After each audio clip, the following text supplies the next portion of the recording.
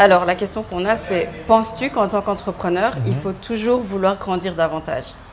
Bon, je pense que c'est un devoir parce que on entreprend pour évoluer. Le monde est en pleine mutation et je pense que de temps en temps, la demande peut changer dans les marchés.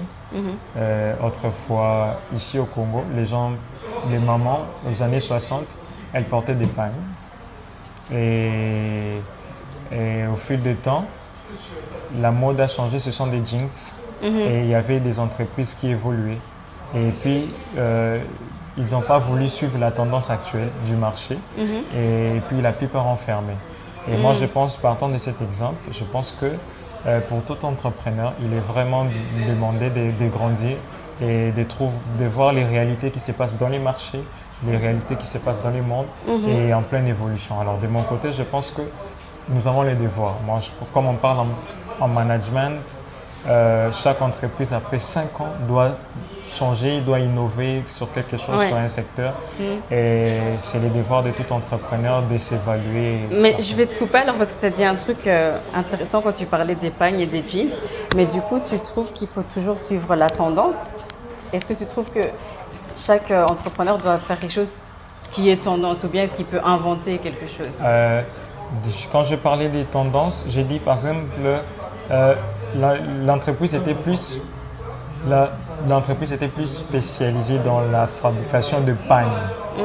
Maintenant, l'offre, parce qu'on entreprend par rapport à l'offre sur le marché. C'est vrai. Alors, mais il y en a qui inventent une offre, tu vois. Et les gens ne savaient pas qu'ils avaient besoin de ça. Et au final, c'est comme ça qu'ils explosent. Quand ils sont les premiers à avoir inventé quelque chose, on se dit, ah oui, en fait, voilà, tu vois, je sais pas. Oui. Alors, du coup, par rapport à cet exemple, je parle d'une entreprise qui a fermé. Pourquoi? Parce que la demande n'était plus de pagnes. La demande a changé, c'est sur monnaie de jeans. Tout ce qu'il devait faire, il devait toujours garder son service de pagne et rajouter un autre service. Voilà. C'est tout ce qu'ils avaient manqué, mais ils ont fermé à cause de ça. Donc l'entreprise peut toujours rester avec son produit phare parce qu'on dit toujours dans une entreprise, on a toujours le produit phare. Quel est le produit, par exemple, vedette, comme on dit souvent, produit vedette qui est le plus vendu, le plus voulu. Et puis, il y a des produits qui ont donné vie à l'entreprise. Même si ce n'est plus vedette, mais du moins, c'est ça l'image de l'entreprise. Même si ce n'est plus vendu, c'est ça l'image. Donc, on peut toujours le maintenir. Mais dans une situation auquel il y a plus, on est dans la tech, il y a une autre opportunité qui est là. On garde toujours le même service, mais on va mettre de l'argent parce que l'entreprise, on parle du fric, donc ça doit vraiment couler et puis voilà. Donc pour toi, parce que je sais que là c'est la période de la Saint-Valentin, on a entendu qu'il y en a beaucoup qui vendent des fleurs. Est-ce que pour toi, ça c'est bon? Imagine, il arrive à vivre de ça, de la vente des fleurs. Est-ce que c'est bon? Et ça c'est un entrepreneur? Ou bien est-ce que cet entrepreneur doit se dire ah non, il faut que il faut que je sois fleuriste et que j'ai un grand truc avec beaucoup de fleurs. Est-ce que voilà, pour toi, il faut arriver à ce stade d'avoir beaucoup plus ou bien est-ce que c'est bon de rester petit? Alors, parlons de l'entrepreneuriat. Bon, dans la phase qu'on parle des idées entrepreneuriales, il y a des idées qui nous viennent par une inspiration. Il y a des idées qui viennent des idées opportunes qui sont plus liées par une situation.